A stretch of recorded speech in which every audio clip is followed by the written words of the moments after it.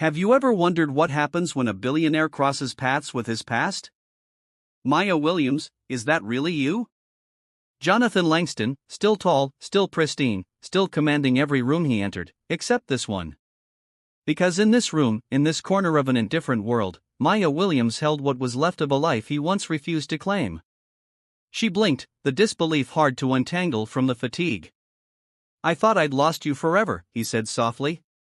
She sat up carefully, one arm draped across the children, her eyes never leaving his.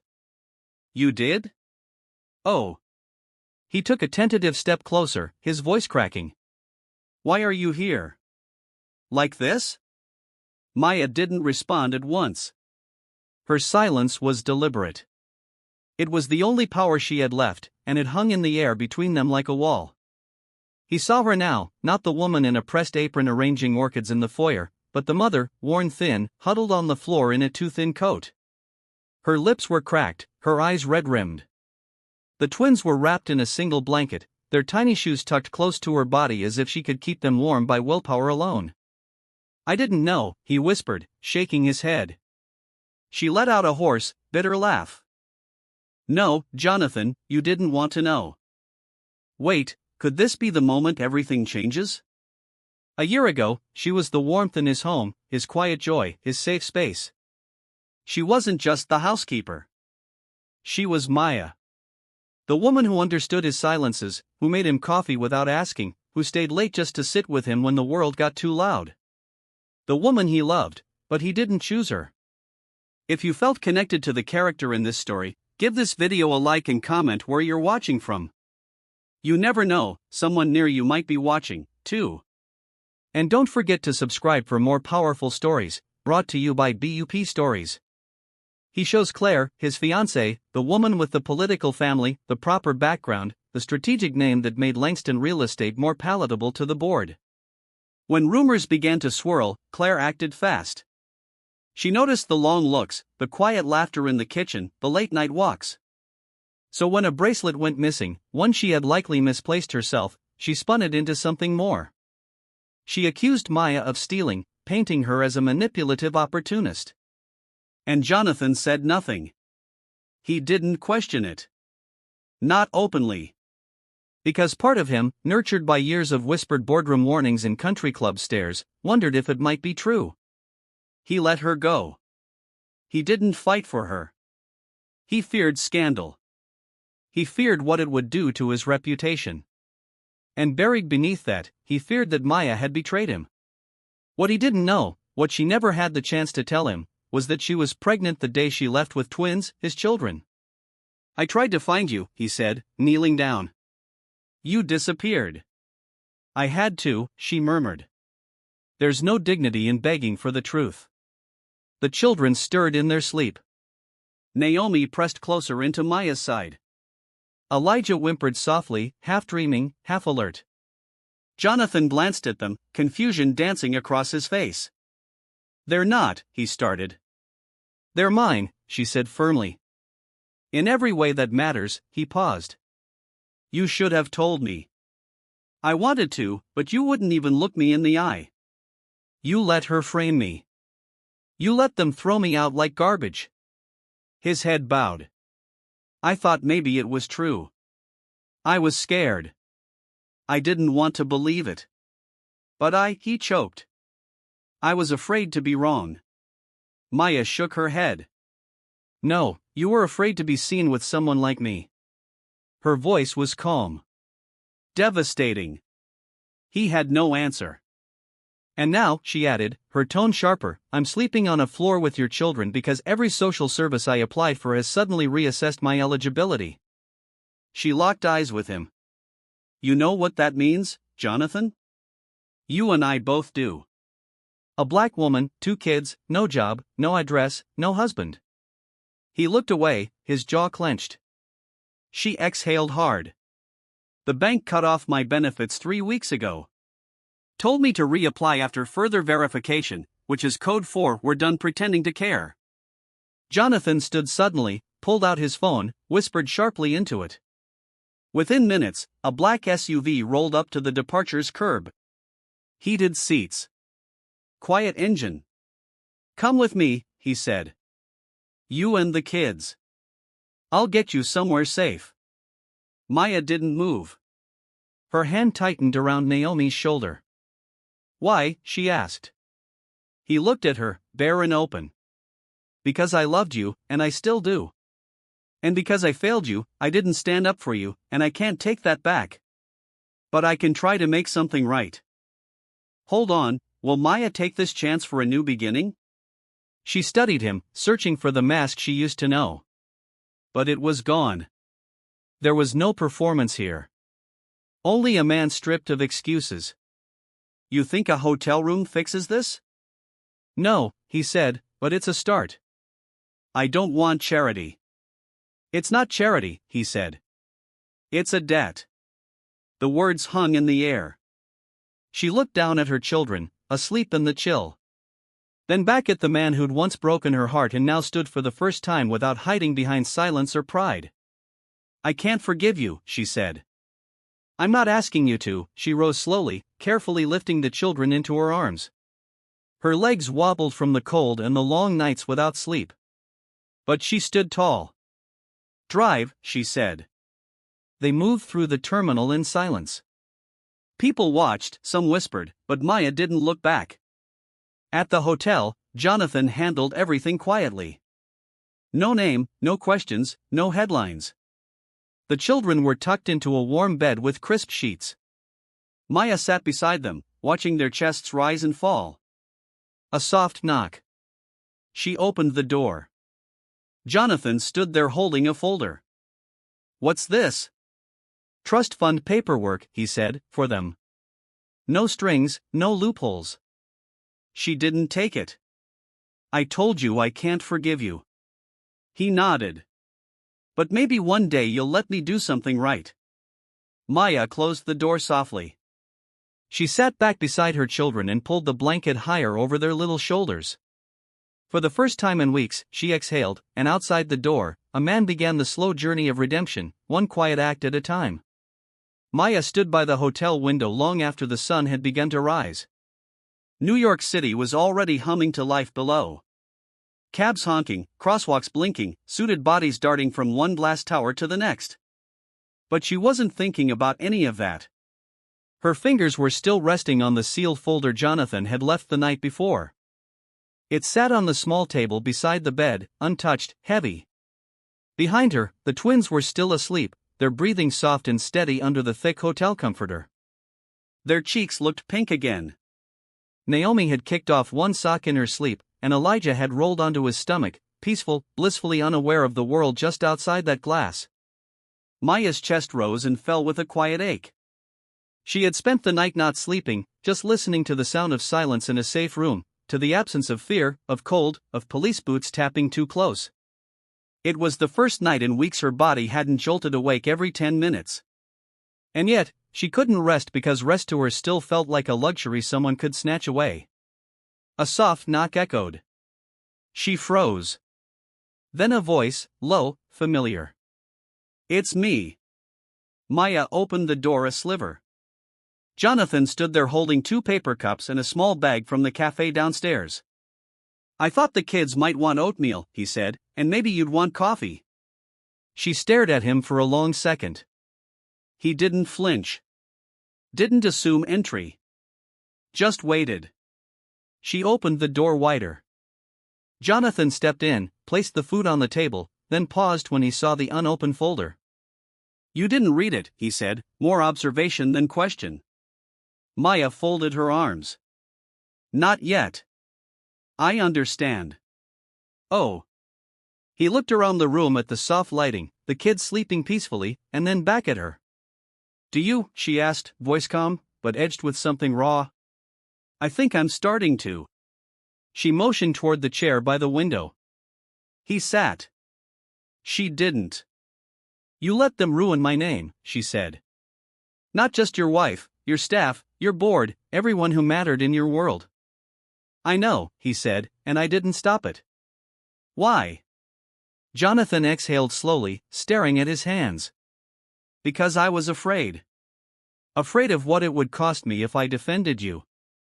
Afraid they were right. Afraid they weren't. It was easier to let you go and pretend it had nothing to do with how I felt. Pretend you never loved me. He looked up sharply. I never stopped. Maya's mouth tightened. Love without courage is just a story you tell yourself to sleep at night. He didn't answer. A moment passed, stretched by the sound of a city waking. You didn't even call, she said. Not once. You fired me and that was it. I thought, he started, then stopped. Claire said she'd handle things quietly, that she'd pay you off. Let it all settle. Maya's laughter was bitter. She paid me off. Is that what you believed? I walked out with $37 and 2 train passes. His jaw tightened. She turned away, walking to the window. Do you know what it's like, she said, her voice low? To watch your benefits disappear because your skin makes you a risk factor. To beg for a job and have people glance at your last name and dismiss you. To wonder if your children will have a bed or a sidewalk. I don't, he admitted. But I know that if I'd done the right thing a year ago, you wouldn't have had to. She glanced over her shoulder. And now you want to fix it all with a trust fund. No, he said, rising to his feet. I want to start fixing it with truth and consistency and showing up. Maya watched him carefully, waiting for the lie, the self-justification. But it didn't come. I didn't just fail you, he said. I failed them, too. He walked to the bedside and knelt quietly. Naomi stirred, her small hand reaching out until it found his wrist. She didn't wake. She looks like you, he whispered. Maya's breath caught. And him, he asked. Elijah has your mouth when he's angry, she said quietly, and your silence? Jonathan stood a little unsteady now. I've missed everything, he said. Their first steps, their first words. They called you a stranger in a photo, Maya said. Until last night. They didn't even know your name. Silence fell again. I'd like to change that, he said. Maya nodded once, then walked to the table, picked up the folder, and opened it. She flipped through the pages: legal terms, custodial protections, education funds, healthcare coverage, a sealed letter from his attorney promising no interference, just support. She closed it. Why didn't you ask if I wanted your help before doing all this? Because I didn't want to give you the chance to say no, he said. Honestly, I needed to do something. Even if it wasn't enough. Maya looked him in the eyes, and for the first time since that night she was thrown out of his house, she saw no power games, just humility and sorrow. The door clicked behind her as she walked to him, folder still in hand. I don't forgive you, she said. I know, but if you want to be in their lives, you show up. Not with suits and contracts, with time, with presence, with honesty. His voice was quiet. I will. She handed him the folder. I'll read it later, she said. Right now they need oatmeal and I need to breathe. He nodded. I'll be here. Here in this hallway, in this city, in their world, wherever you let me. A faint smile tugged at her lips. Too faint to be joy, too tender to be mockery. We'll see, she said. Jonathan turned to leave, then paused at the door. You know, he said gently, I used to look for you in every crowd. Maya didn't answer. She walked to the bedside, brushing Naomi's curls from her eyes. Now you'll know where to find us, she murmured. Not to him, but to herself. As the door clicked shut behind him, Maya sank into the chair by the window. Her gaze drifted from the skyline to the sleeping children. Her children. For the first time in a long time, she wasn't waiting for survival. She was watching the beginning of something else. Something still fragile, still painful. But maybe, just maybe, something like hope. 3 days had passed since Maya and the twins moved into the small furnished apartment Jonathan arranged for them on the Upper West Side. It wasn't luxurious, not by his standards, but it was warm, safe, and quiet. For Maya, that meant everything. Each morning, sunlight spilled through the windows, and the twins announced they wanted to write their own stories for the podcast's kids segment. Naomi's was about dragons that rescued libraries. Elijah's was about dinosaurs learning empathy. Maya recorded them, holding the mic steady while they leaned in, voices excited, real. Later, she listened to the recording. Their voices, bright, imperfect, courageous, echoed around the room. Jonathan's arm wrapped around her. "This is it," he said. "This is us," she nodded. Echoes turned into voices. And outside, the world continued its hum. Inside, Maya held her family close, knowing their light would ripple onward. Because stories, once spoken, multiply, and the table they built gathered more than just 4 chairs. It held enough room for every name that chose to be seen. Summer's warmth gradually softened into early autumn across New York City. The air turned crisper, leaves began whispering secrets of color change, and Maya could feel the pulse of transition, not just in nature, but in her own life. A thoughtful quiet had settled over their apartment. The photo board had more letters and drawings than ever. Tiny badges of hope and gratitude from people she'd never met. The children's laughter traveled through the hallways, and the apartment felt full of voices, tender and persistent.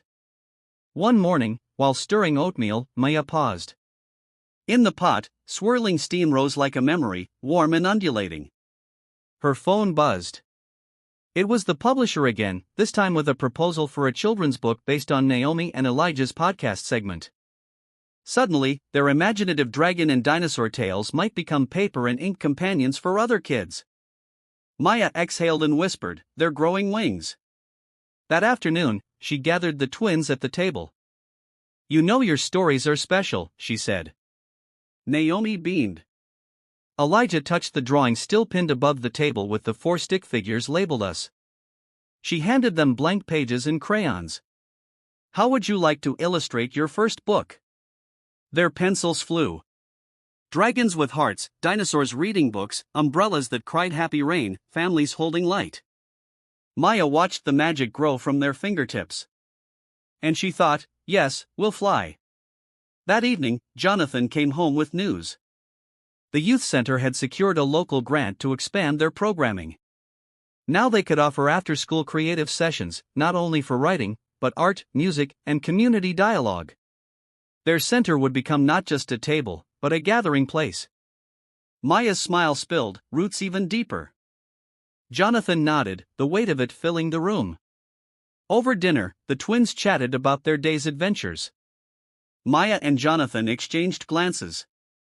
Each sentence about school, each giggle, each sticky fruit bite reminded them this was the soil they'd nurtured together. Later, Maya found herself sitting in the center's empty main room. Paint brushes lay scattered. Half-painted murals leaned against the walls. The echo of children's voices hovered in the air. She closed her eyes and felt them. This space, once hollow, now alive with possibility. She walked home under the copper dusk sky. And in that quiet moment, she realized her journey had come full circle. She, who'd once slept under fluorescent lights at Gate 17, feeling invisible, now stood under a sky brushed with possibility, surrounded by names, stories, futures. Home filled with 4 chairs and many more souls touched. Home where stories multiplied. The next morning, Maya awoke to the smell of pancakes and sunshine. She found Jonathan already at the stove, humming their favorite tune. The twins tumbled into the kitchen in pajama chaos, yawns and laughter mixing. Jonathan winked. Maya greeted him with a quiet nod. They were growing seeds now, stories becoming books, voices becoming movements, dreams becoming community. And it was only the beginning. They had built a table. Now they were planting seeds in the soil around it. Seeds that would grow far beyond themselves, echoing names, carrying light, and inviting others to sit down and tell their own stories. Maya Williams held her name not as a title, but as a promise to keep building, keep growing, and keep giving roots to stories yet to come. Winter found its way back into the city. But inside the youth center, warmth pulsed not only from heaters but from a promise kept and a garden of stories grown. It was December and outside snow dusted the streets. Inside the center, laughter and ink-stained fingers introduced their annual exhibit. Voices in color, painted portraits, handwritten poems, short stories taped beside holiday lights. Each piece a seed grown into its own expression. Maya, standing by the entrance, felt time stretch. Young creators hovered near their art, pointing with pride. Parents wiped tears. The echo she dreamed of was now a chorus. Every name had a face. Every story had space. Her sister stood next to her, eyes bright. "Look what we made," she whispered. Maya squeezed her hand. "We planted seeds. They bloomed." The twins darted around. Naomi reading a poem she wrote. "Snowflakes are letters from heaven, handwritten in cold sparkles." Elijah read his own. "Dinosaurs wear feelings under their scales." Their voices rose steady, rooted in truth. The center director approached Maya. "We've had record attendance this year. I can't thank you enough." Maya shook her head. "This is theirs. I'm just the mirror."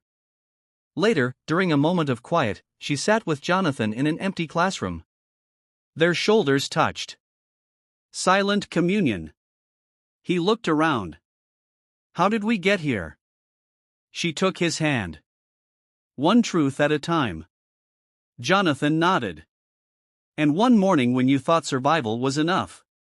He gave her a soft smile. "Look at what became of survival." They stood, walking into the main room. As the evening program began, a teen held the mic. "This poem is for everyone who said I was silent. I'm not anymore." The applause felt like wind lifting 1,000 paper boats. Carrying each name out to sea, Maya wiped her eyes.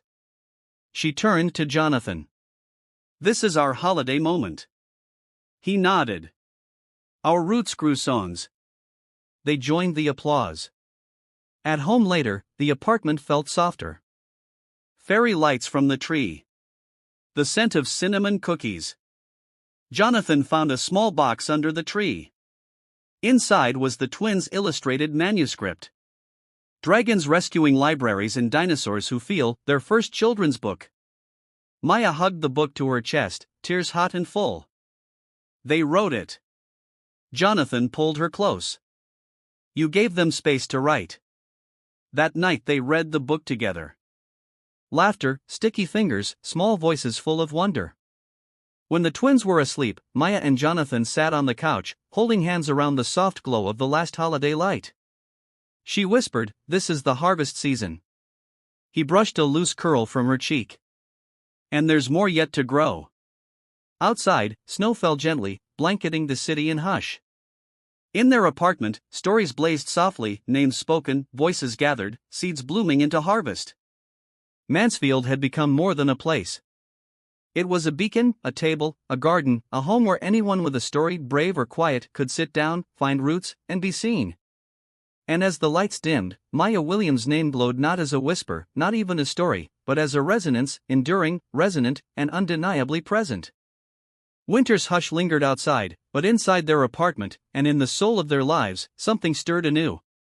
January's cold gave way to a morning that felt like a quiet promise.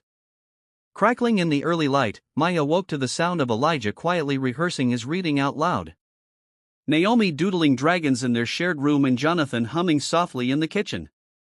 The world felt full again of tiny voices, ordinary hope, and the soft swell of possibility. She lingered in bed, listening. At some point, Jonathan slipped in beside her. She turned, nestled into the familiarity of his presence, and whispered, "What are we doing today?" He pressed a warm kiss to her forehead. "Watching our kids grow," he said, "and maybe thinking of what's next." She smiled. "Next?" They lay there for a moment, tangled in sunlight and questions. Maya's heart caught on a thought she'd been carrying quietly.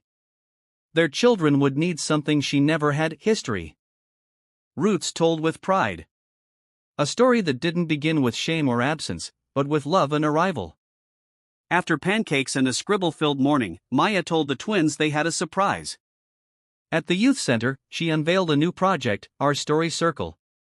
Here, families would gather monthly, each taking turns telling stories of where they came from, their countries, traditions, ancestors. It would culminate in a community anthology and celebration of heritage. Naomi's eyes danced. Elijah nodded solemnly, understanding that stories now belonged to more than one person. Maya watched Jonathan's face soften. Pride and something like wonder in his gaze. They unveiled the first prompt. Tell us your name and why it matters. Maya wondered how many people like her once needed to say those words aloud for the first time and feel them echo back as affirmation. That afternoon, back home, Maya found Jonathan in a small pile of history books on their coffee table, folktales, immigrant narratives, stories of resistance and renewal. He looked up at her. I thought maybe I'd read them to the kids at night, he said. She nodded. They're going to grow up knowing that our story is part of a larger one. That evening, they gathered for dinner. As they ate, Naomi recounted a story her teacher told about her grandmother. A woman who'd planted a garden in Nashville using seeds saved through migration. Elijah shared a family myth about a great-aunt dinosaur protector who watched over the family tree. Maya listened, feeling roots tangle in her chest. These stories were more than pretty words. They were survival, shimmering with belonging. Later, when the kids were asleep, she and Jonathan sat together at the table. The manuscript of the children's book beside them, a cup of tea between their hands. I've been thinking, Maya said softly. Maybe it's time I teach again. At the college or community school. Teach storytelling, resilience, how to make your name mean something. Oh, Jonathan squeezed her hand. You'd be incredible. She looked down at their hands. Because of what happened here. Because I built something? He lifted her hand, kissed it gently. Because you built it out of truth. They sat in the soft lamplight. The world outside still whispering winter. But inside, a new horizon was forming. The next morning, Maya received an email. The library where she'd launched her book offered space for the story circle free of charge. Another message came from a school. Would she lead a workshop about reclaiming narrative for older students? Each invitation felt like a gust of wind, opening the door wider. Still, she knew grounding mattered, that success without roots would feel hollow. So when she returned home that evening, she grabbed 2 chairs, set them at the now familiar kitchen table, and invited Jonathan to sit with her. Whatever happens next, she said, I want us to keep building here. Table, center, stories, roots before branches. He nodded, eyes shining. Roots first. The children burst in asking for bedtime stories about the dragon librarian and the dinosaur with feelings. Maya tucked them in. And for the first time, she narrated not just the knight's tale, but added a little truth of her own. They are named, they are seen, and they will always have a place. Outside the window, the city began to glow as dusk fell. Inside, a family sat at the same 4 chairs, stories in motion, naming their names into light. And as chapter 18 closed, the world beyond seemed to lean closer, ready to listen. The story of Maya Williams teaches us that healing is possible even after deep betrayal and loss. It reminds us that reclaiming one's voice, especially for those silenced by injustice, is not just an act of survival, but of transformation. Through resilience, love, and community, Maya builds a new foundation, not only for herself, but for future generations. The lesson is clear. No matter how broken our beginnings, we have the power to rewrite our story with dignity, purpose, and truth.